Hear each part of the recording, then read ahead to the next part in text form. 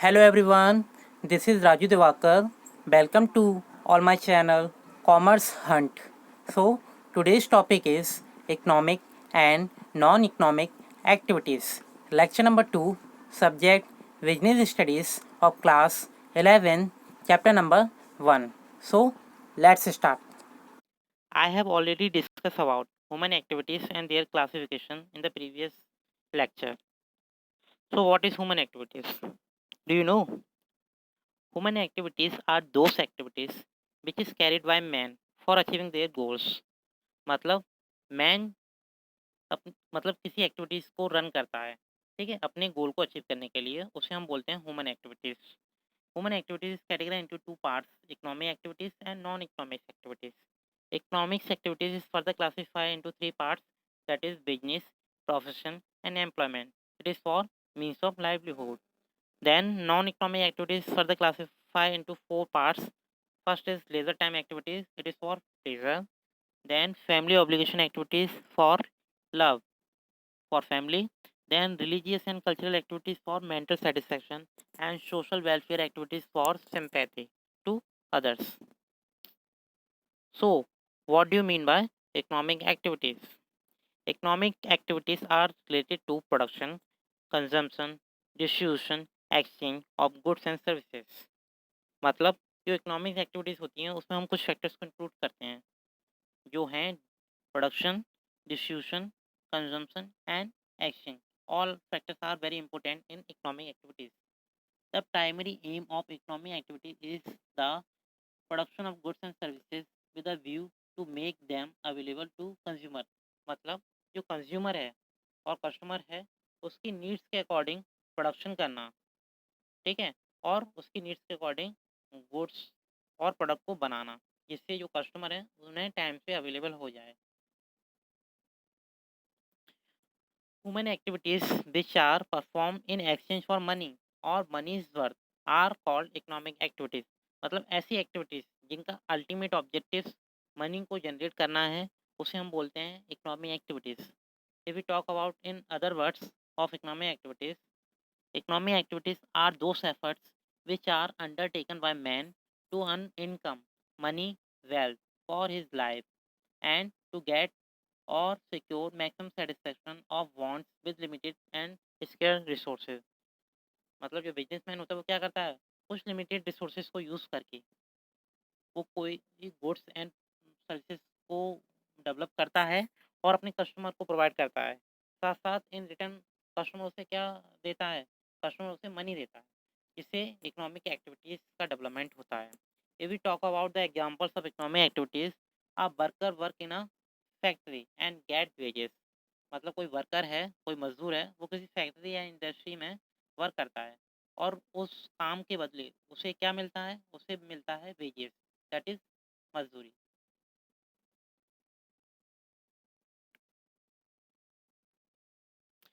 Now, economic activities are the set of activities carried out by human beings to satisfy their needs. मतलब economic activities कोई single activities नहीं है, it is a combination of many activities like production, distribution, transfer, consumption, exchange and so many. The economic activities produce goods and give services the people needs और wish.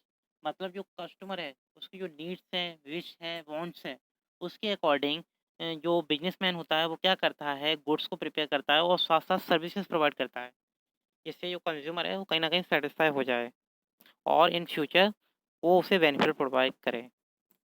So there are certain factors which affect economic activities. The first is production, then distribution and consumption. अगर हम बात करें real life examples की, एक company है cocoa Cola, जिसका main और अल्टीमेट वर्क क्या है, कोको कोला सॉफ्ट ड्रिंक को प्रिपेयर करना, ठीक है. तो आप फर्स्ट पिक्चर में क्या देख रहे हो प्रोडक्शन के रेफरेंस में, कि वहाँ जो सॉफ्ट ड्रिंक प्रिपेयर की जा रही है, ठीक है, उसे हम बोलते हैं प्रोडक्शन. अगर हम बात करते हैं कि जो सॉफ्ट ड्रिंक बनाई गई है, क्या उसे हमें उसी मतलब किसी इंडस्ट्री में रख लेना चाहिए? नो, उसका प्रॉपर तरीके से डिस्ट्रीब्यूशन करना चाहिए, ठीक है. आफ्टर डिस्ट्रीब्यूशन, अब क्या डिस्ट्रीब्यूशन कर देंगे तो जो कंज्यूमर है, कंज्यूमर उसे परचेज कर लेगा नियर बाय शॉप. से और लास्ट में वो कंज्यूम कर लेगा। तो कहीं न कहीं जो मेन और अल्टीमेट ऑब्जेक्टिव था बिज़नेसमैन का, वो अचीव हो जाता है। अचीव कैसे हो जाता है कि जो बिज़नेसमैन है उसने क्या किया, सॉफ्ट ड्रिंक प्रिपेयर की किसके लिए? कंज़्यूमर के लिए, और कंज़्यूमर ने उसे यूटिलाइज़ कर ली और इन रिटर्न उसने क्या पे किया, उसे मनी पे किया। If we talk about the real life example of economic activities, you can see when a teacher teaching in a school and gets salary, then it is called economic activities. मतलब कोई teacher है, वो किसी school में पढ़ाता है अपने students को और उसके बदले उसे क्या मिल रहा है, सैलरी मिल रही है, वेतन मिल रहा है, जिसे हम नाम देते हैं इकोनॉमिक एक्टिविटीज का। Types of economic activities. Economic activity is further categorised into three parts, that is business, profession और एम्प्लॉयमेंट। अगर हम इकोनॉमिक एक्टिविटीज़ के प्रकार की बात करेंगे तो उसमें हम बिजनेस, प्रोफेशन और एम्प्लॉयमेंट की बात करेंगे। तो सबसे पहले हमें बिजनेस, प्रोफेशन और एम्प्लॉयमेंट का रियल मीनिंग पता होना चाहिए। बेसिकली ये है क्या? You know about the business already. Basically business refers to those economic activities which are connected with production, purchase, sales, and distribution of goods and services with the objective of earning money। मतलब जो business का primary और ultimate objective है profit को achieve करना। और ये profit कब अचीव होगा? जब वो कुछ स्टेप्स को फॉलो करेगा। वो किसी प्रोडक्ट के रेफरेंस में प्रोडक्शन करेगा, परचेज करेगा, सेल करेगा और कंज्यूमर को डिस्ट्रीब्यूट करेगा जो भी गुड्स एंड सर्विसेज हैं, और उसके रिटर्न में उसे क्या अचीव होगा? प्रॉफिट अचीव होगा। तो इसे ही हम बोलते हैं business. If we talk about profession refers to activities which require special knowledge and skills to be applied by individual in his work to earn a living। अगर हम प्रोफेशन की बात करते हैं तो बेसिकली प्रोफेशन में हमें क्या नीड पड़ेगी कि प्रोफेशन में हम दो फैक्टर्स को इंक्लूड करते हैं। एक तो होता है स्पेशल नॉलेज, दूसरा होता है स्किल्स। जब तक स्पेशल नॉलेज और स्किल्स नहीं होगी हम प्रोफेशन नहीं बोल सकते उसे। If we talk about the examples of profession like lawyer, chartered accountant, teacher. अब बेसिकली ये प्रोफेशन के अंडर क्यों आते हैं? क्योंकि इनके पास स्पेशल नॉलेज होती है, स्पेशल स्किल्स होती है, इसलिए हम इन्हें प्रोफेशन के अंडर इंक्लूड करते हैं। If we talk about what is employment, employment refers to an activity in which one individual और person work regularly for other person and to get remuneration in return. मतलब कोई एक person है, वो किसी दूसरे पर्सन के लिए काम कर रहा है और उसके रिटर्न में उसे क्या मिल रही है? मजदूरी मिल रही है। तो उसे हम बोलेंगे employment. So there are certain factors or field which are included in business, profession and employment. Now talk about in business, trade, industry, banking, transportation, insurance, warehousing and advertisement. If we talk about in profession, it includes medical, legal and chartered accountant. If we talk about employment, it includes manager, foreman, clerk, salesperson, workers, etc. So comparison of business, profession and employment. Basically अभी हमने business, profession और employment का meaning के बारे में जान लिया, ठीक है। अब इसके डिफरेंस के बारे में भी हम जानेंगे। तो बेसिकली बिजनेस के अंडर क्या क्या आता है? फार्मिंग आता है, ठीक है, बैंकिंग आता है।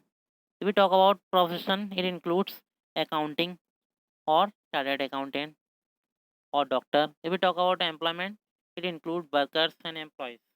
So let's start about comparison or differentiation in business, profession and employment. So you can see the four column or certain rows. First is basis, then business, profession and employment. तो basically जो difference किया गया है कुछ उसके base हैं, उसके base पर बिजनेस, प्रोफेशन और एम्प्लॉयमेंट को क्लासीफाई किया गया है और उनके बीच में कंपैरिजन किया गया है। So now the first basis is modes of establishment. मतलब इसका मतलब क्या है कि आप बिजनेस, प्रोफेशनल, एम्प्लॉयमेंट में एंटर होने के लिए क्या करोगे। So talk about business, entrepreneurs decision and other legal formalities if any. मतलब मैंने आपको एंटरप्रेन्योरशिप का मतलब बताया था। एंटरप्रेन्योरशिप का मतलब क्या होता है कि आप एक अपने न्यू आइडियाज़ और क्रिएटिव आइडियाज़ लेकर अपना कुछ बिजनेस स्टार्ट कर रहे हो। ठीक है, विद सम लीगल फॉर्मेलिटीज, तो उसे हम बोलते हैं business. In profession, membership of a professional bodies and certificate for practice, मतलब इसमें क्या नीड पड़ेगी कि जो प्रोफेशनल बॉडीज हैं उनकी मेंबरशिप लेनी पड़ेगी, और साथ साथ आपके पास कुछ सर्टिफिकेट्स होंगे। जैसे अगर हम बात करें लॉयर की, तो उसके पास एलएलबी की डिग्री होती है। अगर हम बात करें सीए की, तो उसके पास चार्टर्ड अकाउंटेंट की डिग्री होती है। If we talk about teachers, तो उनके पास बैचलर डिग्री होती है इन एजुकेशन। और ये डिग्री कब मिलती है? ये डिग्री उन्हें मिलती है as per their knowledge and skills after completing certain courses. If we talk about employment, appointment letter and service agreement, basically अगर आप एम्प्लॉयमेंट करना चाहते हो तो उसमें आपको क्या नीड पड़ेगी? एक तो आपको एम्प्लॉयमेंट लेटर की नीड पड़ेगी, दूसरा सर्विस एग्रीमेंट, कि आप है ना किसी के अंडर वर्क कर रहे हो या किसी के लिए वर्क कर रहे हो, तो आपके बीच में एग्रीमेंट का होना जरूरी है। Now the second basis is nature of work in business, provision of goods and services to the public, मतलब जो गुड्स एंड सर्विसेज किसके लिए बनाए जा रहे हैं? पब्लिक के लिए बनाए जा रहे हैं, तो उसके लिए हमें इम्पोर्टेंस देनी पड़ेगी। If we talk about profession, rendering of professionalist expert और सर्विसेज, मतलब क्या करना पड़ेगा प्रोफेशन में कि कुछ एक्सपर्ट्स कि हमें क्या करना पड़ेगा, सर्विस लेनी पड़ेंगी या उन्हें हमें रेंडर करना पड़ेगा या अपॉइंट करना पड़ेगा। ठीक है, if we talk about employment, performing work aspect और एज पर सर्विस कॉन्ट्रैक्ट और rules of services. Basically employment में क्या होता है, कुछ पार्टीज होती हैं जैसे एम्प्लॉयर और एम्प्लॉय, एम्प्लॉयर और वर्कर, तो इन दोनों के बीच में क्या होता है, एक एग्रीमेंट होता है कि जो भी वर्क होगा वो कितने टाइम पीरियड के लिए होगा। ठीक है, now talk about qualification, the next basis is in business no minimum qualification necessary, मतलब बिजनेस को स्टार्ट करने के लिए कोई मिनिमम क्वालिफिकेशन की ज़रूरत नहीं है, you can start. If we talk about profession, expertise and training in a specific field is must, मतलब किसी स्पेशल फील्ड में आपको एक्सपर्टाइज होना चाहिए, मतलब उसकी प्रॉपर नॉलेज होनी चाहिए, प्रॉपर स्किल्स होनी चाहिए, प्लस साथ साथ उसकी ट्रेनिंग भी आपको मिलनी चाहिए। जैसे टीचर है, ठीक है, अब उन्होंने टीचिंग फील्ड में एंटर करने के लिए टीचिंग रिलेटेड कोर्स कर लिया, ठीक है, और साथ साथ उन्होंने क्या किया, ट्रेनिंग भी अर्न की, जिसके थ्रू वो प्रोफेशन में एंटर होंगे। If we talk about employment, qualification and training as prescribed by the employer, मतलब जो एम्प्लॉयर है, जो मालिक है, वो जो भी मतलब क्वालिफिकेशन को प्रेस्क्राइब करेगा, ठीक है, उसे ही फुलफिल करनी पड़ेगी वर्कर को। Now the next basis is reward and return, तो profit is the reward of profit earn, मतलब बिजनेस का मेन और अल्टीमेट ऑब्जेक्टिव क्या है, प्रॉफिट अर्न करना, और प्रोफेशन का क्या है, रिवार्ड या रिटर्न, प्रोफेशनल फीस, मतलब जो प्रोफेशनल्स हैं वो अपनी सर्विस रेंडर करते हैं किसी और को, ठीक है, तो उनके रिटर्न में उन्हें क्या मिलता है, फीस मिलती है। जैसे लॉयर है वो अपनी सर्विस दे रहा है और उसके लास्ट में क्या मिलेगा, फीस मिलेगी। If we talk about employment, तो बेसिकली जो वर्कर्स हैं वो अपने मालिक के लिए काम कर रहे हैं, तो उसके रिटर्न में उन्हें क्या मिलेगा, सैलरी मिलेगी या वेजेस मिलेगी। बेसिकली यहाँ सैलरी और वेजेस में क्या डिफरेंस है, जो सैलरी है वो एम्प्लॉयज़ को दी जाती है और जो वेजेस है वो दी जाती है वर्कर्स को दी जाती है। Now the next difference is capital investment, ठीक है, in business required as per the size and nature of business, मतलब जो बिजनेस है उसका क्या साइज है और क्या नेचर है, उसके हिसाब से ही कैपिटल का इन्वेस्टमेंट करना पड़ेगा। अगर हम प्रोफेशन की बात करें तो limited capital needed for establishment, मतलब आप अगर एस्टेब्लिशमेंट करना चाह रहे हो प्रोफेशन को तो आपको कुछ लिमिटेड कैपिटल की नीड पड़ेगी। If we talk about employment, no capital required, यहाँ आपको कैपिटल की नीड नहीं पड़ेगी। क्यों नहीं पड़ेगी? क्योंकि जो वर्कर है वो किसी मालिक के अंडर काम कर रहा है, ठीक है, तो जो भी कैपिटल होगी मालिक की होगी, ना कि वर्कर की। Now the next basis is on the basis of risk in business, profit are uncertain and irregular risk is present, तो बेसिकली जो रिस्क फैक्टर क्या है, अनसर्टेन है, पता नहीं है कि इन फ्यूचर होगा या नहीं होगा। ठीक है, हम प्रोबेबिलिटी के बारे में बात करते हैं। प्रोबेबिलिटी बेसिकली डिपेंड किस पे करती है, चांस पर, ठीक है, मे बी हेड और may be tail. In profession, fees generally regular and certain some risk, मतलब जो प्रोफेशनल है, ठीक है, उसमें जो रिस्क फैक्टर होता है एज कम्पेयर टू बिजनेस कम होता है। We talk about employment fix and regular pay, no risk. मतलब क्या है, जो एम्प्लॉयर है वो टाइम टू टाइम उसे फीस दे रहा है या वेजेस दे रहा है, ठीक है, तो इसलिए उसका कोई रिस्क नहीं है एम्प्लॉयर, सॉरी वो वर्कर का। We talk about transfer of interest, transfer possible with some formalities. मतलब अगर इसमें ट्रांसफ़र करना है तो कुछ फॉर्मेलिटीज़ को फॉलो करना पड़ेगा, ठीक है। जैसे मान लो 2 पार्टनर हैं, एक पार्टनर मतलब मान लो अगर वो हेल्दी फिट नहीं है और वो उस बिज़नेस को ट्रांसफ़र करना चाह रहा है अपने दूसरे पार्टनर को, तो वो कर सकता है। If we talk about profession, not possible. हम प्रोफेशन में मतलब जो अपनी स्किल्स हैं, नॉलेज है, वो कभी किसी को ट्रांसफ़र नहीं कर सकते हैं। अपनी डिग्रीज़ को किसी को नहीं दे सकते हैं, ठीक है? तो it is not possible. And in employment it is not possible. Transfer of interest. Now the next difference is on the basis of codes of conduct. In business no codes of conduct is prescribe. मतलब जो किसी भी तरीके की codes of conduct की need नहीं है। ये भी talk about profession, professional codes of conduct is to be followed. जैसे अभी अभी हमने बात किया बिजनेस में, no codes of conduct is prescribe. जैसे जो बिजनेस है वो डिपेंड करता है उसके नेचर पर, ठीक है। तो उसके जो रूल्स एंड रेगुलेशन वो डिपेंड करेंगे उसके एम्प्लॉयर पर, ठीक है, और उसके जो ओनर है उस पर, और उसके nature of the business. If we talk about employment, norms of behaviour laid down by the employer are to be followed. मतलब जो एम्प्लॉयर जो भी रूल्स एंड रेगुलेशन बनाएगा उसे ही फॉलो करना पड़ेगा, एम्प्लॉय हो या वर्कर हो। And the last basis is main objective और मोटिव। तो जो बिजनेस का मेन ऑब्जेक्टिव क्या है, प्रॉफिट मेकिंग। प्रोफेशन का क्या है, to provide service. And employment का to earn income by satisfying the employer. मतलब एम्प्लॉयर को सेटिस्फाई करने के बाद इनकम या वेजेस अर्न करना। Now talking about non economic activities, activities which do not have any economic motive and are performed with a feeling of love, sympathy, humanity, and patriotism are known as non-economic activities। मतलब ऐसी activities जिसका ultimate objective money को generate करना नहीं है, तो क्या है, मतलब इसमें के अंडर क्या फीलिंग्स हो सकती हैं, लव के लिए फीलिंग्स हो सकती हैं, सिंपैथी, ह्यूमैनिटी या पेट्रियोटिज्म की हम बात करते हैं, तो बेसिकली ये सभी नॉन इकोनॉमिक एक्टिविटीज़ के अंदर आती हैं। मतलब ऐसी एक्टिविटीज़ जो हम अपने प्लेजर के लिए कर रहे हैं, मेंटल सेटिस्फेक्शन के लिए कर रहे हैं या सोशल बेनिफिट्स के लिए कर रहे हैं, उसे हम बोलते हैं नॉन इकोनॉमिक एक्टिविटीज़।